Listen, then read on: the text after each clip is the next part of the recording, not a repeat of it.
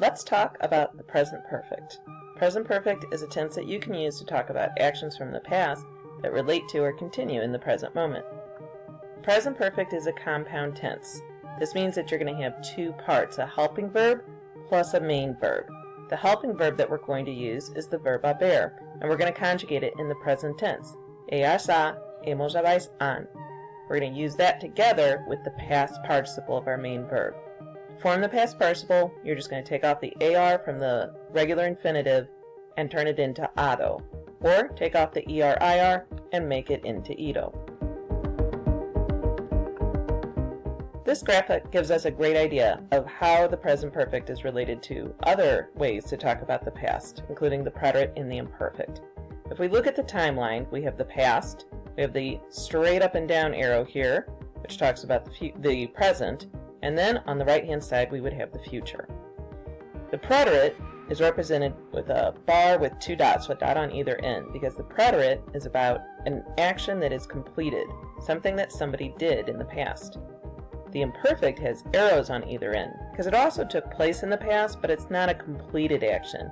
So situations, describing how someone was feeling, or even talking about what you used to do or what you were doing. It's an action that's not completed. You can see the present perfect, like the preterite, has a dot on either end. The present perfect is an action that began in the past, but it relates to or continues into the present moment. One example of a context in which you would use the present perfect is a job interview. In a job interview, you're talking about things that you've done in the past that relate to the job that you want to get. Where have you worked before? Have you learned how to use certain computer programs? Have you learned another language? So any of those things that you have done in the past that relate to the moment at hand would be used in the present perfect. Let's look again at the helping verb haber. You have to memorize this conjugation. Please note that all these H's are silent. He, has, ha, hemos, habéis, han. All you have to do is memorize these 6 forms of the verb haber. This is the only thing that you're actually going to be conjugating in the present perfect. So it's just one verb. How do you form the past participle? Remember that helping verb haber is used with a past participle.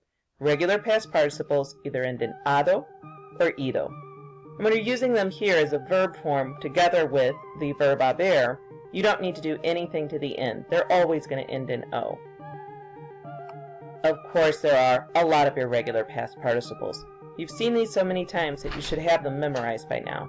So abrir becomes abierto, cubrir, cubierto, decir, dicho, escribir, escrito, freír, frito, hacer, hecho, morir, muerto, poner, puesto, resolver, resuelto, romper, roto, ver, visto, and volver, vuelto.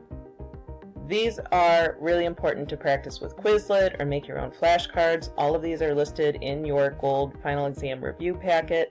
It's definitely something that you want to take a look at and do some practice with. Write them down and make sure that you have these memorized. Finally, what does the present perfect mean? Why are we using it? Present perfect talks about what you have done. So the English translations use the helping verb have.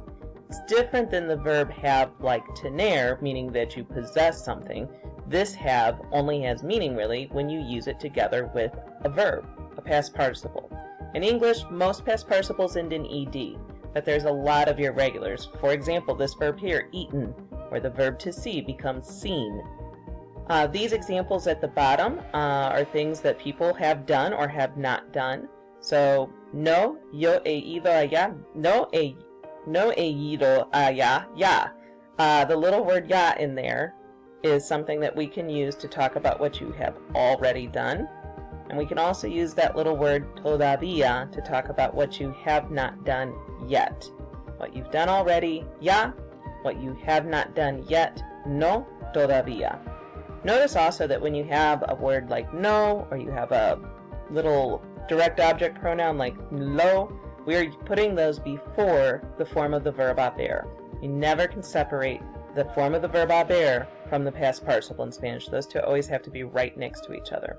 So again, you're just using the present perfect here to talk about things that you have done.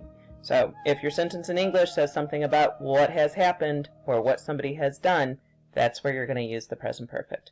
All right, good luck!